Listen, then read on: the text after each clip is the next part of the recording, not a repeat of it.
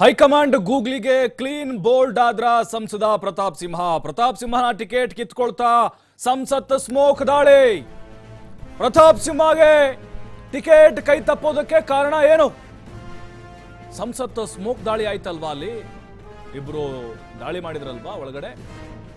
ನಾನೆಲ್ಲ ಯಾರು ನಿಂತರೂ ಮೈಸೂರಿನಲ್ಲಿ ಗೆಲ್ತಾರೆ ಅಂತ ಪ್ರತಾಪ್ ಸಿಂಹ ಹೇಳಿದ್ದಾರೆ. ಮೋದಿ ಇಮೇಜ್ಗೆ ಧಕ್ಕೆ ತಂದಿತ್ತು ಪ್ರತಾಪ್ ಸಿಂಹ ಕೊಟ್ಟಿದ್ದ ಸಂಸತ್ ಪಾಸ್. ಗೆಲ್ಲುವ ಕುದುರೆ ಏರಲು ಎಲ್ಲರೂ ಪ್ರಯತ್ನ ಪಡ್ತಾ ಇರ್ತಾರೆ. ಬಿಜೆಪಿಯಲ್ಲಿ ಯಾರೇ ಅಭ್ಯರ್ಥಿಯಾದರೂ ಗೆಲ್ತಾರೆ ಅಂತ ಪ್ರತಾಪ್ ಸಿಂಹ ಹೇಳಿದ್ದಾರೆ. ಹೈಕಮಾಂಡ್ ಕೊಟ್ಟ ಗೂಗ್ಲಿಗೆ ಕ್ಲೀನ್ ಬೋಲ್ಡ್ ಆದ್ರ ಪ್ರತಾಪ್ ಸಿಂಹ. ನೋಡಿ ಅವರ ಮಾತಿನ ಧಾಟಿ ನೋಡಿ. ನಿನ್ನೆ ಹೇಗಿತ್ತು, ಮೊನ್ನೆ ಹೇಗಿತ್ತು, ಇವತ್ತು ಹೇಗಿದೆ ಅಂತ ಭಾವನಾತ್ಮಕವಾಗಿ ಮಾತಾಡ್ತಿದ್ದಾರೆ. ಟಿಕೆಟ್ ನನಗೆ ಕೈ ತಪ್ಪೋ ಸಾಧ್ಯತೆಗಳಿದಾವೆ ಅಥವಾ ಕೈ ತಪ್ಪಿದೆ ಅನ್ನೋ ತರ ಹೇಳಿಕೆಗಳನ್ನು ಕೊಡ್ತಾ ಇದ್ದಾರೆ. ಬಿಜೆಪಿಯಲ್ಲಿ ಯಾರೇ ನಿಂತರೂ ಗೆಲ್ತಾರೆ, ನಾನಲ್ಲ ಯಾರು ಬೇಕಾದ್ರೂ ನಿಂತರೂ ಗೆಲ್ತಾರೆ.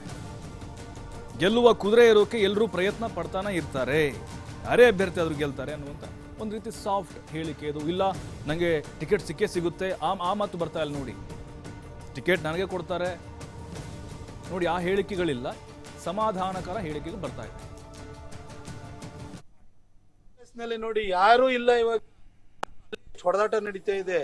ಅಲ್ಲಿ ಸೋಲುವ ಟಿಕೆಟ್ಗೋಸ್ಕರನೇ ಹೊಡೆದಾಟ ನಡೀತೆ. ಗೆಲ್ಲುವ ಕ್ಷೇತ್ರದಲ್ಲಿ ಎಲ್ಲಾ ರೀತಿಯ ಆಕಾಂಕ್ಷಿಗಳು ಇರ್ತಾರೆ. ಆದ್ರೆ ಪಕ್ಷ ತೀರ್ಮಾನ ಮಾಡುತ್ತೆ. ಪಕ್ಷ ತೀರ್ಮಾನಕ್ಕೆ ನಾವೆಲ್ಲರೂ ಬದ್ಧರಾಗಿರ್ಬೇಕಾಗುತ್ತೆ.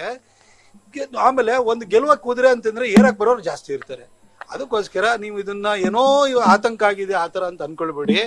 ಮೈಸೂರಿನಲ್ಲಿ ಬಿಜೆಪಿ ಗೆಲ್ಲುವ ಒಂದು ಸ್ಥಿತಿಯನ್ನ ಮೋದಿಜಿಯವರ ಯೋಜನೆಗಳ ಮುಖಾಂತರವಾಗಿ ನಾನು ಮಾಡಿದ್ದೀನಿ. ಅದು ಕಾರ್ಯಕರ್ತರು ರೆಕಗ್ನೈಸ್ ಮಾಡಿದ್ದಾರೆ. ಮೋದಿಜಿಯವರ ಮತ್ತೆ ದೇಶಕ್ಕೆ ಪ್ರಧಾನಿ ಆಗಬೇಕು, ಅದಷ್ಟೇ ನನ್ನ ಉದ್ದೇಶ. ನಮ್ ಗುರಿ ಇರುವಂತದ್ದು ಪ್ರತಿಯೊಬ್ಬರು 28 ಕ್ಷೇತ್ರನೂ ಗೆಲ್ಲಬೇಕು. ನಾವು ಮೋದಿಜಿಯವ್ರನ್ನ ಮತ್ತೆ ಪ್ರಧಾನಿ ಮಾಡಬೇಕು ಅನ್ನೋದಷ್ಟೇ ನಮ್ಮ ಉದ್ದೇಶ ಇರೋದು. ನಮ್ಮ ಮೋದಿಯವರ ಹೆಸರಲ್ಲಿ ಗೆದ್ದಿರೋನು, ಮೊದಲನೇ ಸರಿ ಗೆದ್ದಿದ್ದು ಮೋದಿಯವರ ಹೆಸರಲ್ಲೇ, ಎರಡನೇ ಸರಿ ಗೆದ್ದಿದ್ದು ಮೋದಿ ಹೆಸರಿನಲ್ಲೇ, ಮೂರನೇ ಸರಿನೂ ಕೂಡ ಮೋದಿಯವರ ಹೆಸರಿನಲ್ಲೇ ಗೆಲ್ಲೋನು. ಮೋದಿಜಿಯವರು ಎಲ್ಲಾ ಅಂಶಗಳನ್ನು ಪರಿಗಣನೆ ತೆಗೆದುಕೊಂಡು ಅವ್ರ ನಿರ್ಧಾರ ತೆಗೆದುಕೊಳ್ತಾರೆ. ಅವ್ರ ಹೆಸರಿನಲ್ಲಿ ಗೆದ್ದವನು ನಾನೇ ಊರಿಗೆಲ್ಲ ಪಟೇಲ ಅಂತ ಹೇಳಕ್ಕಾಗಲ್ಲ.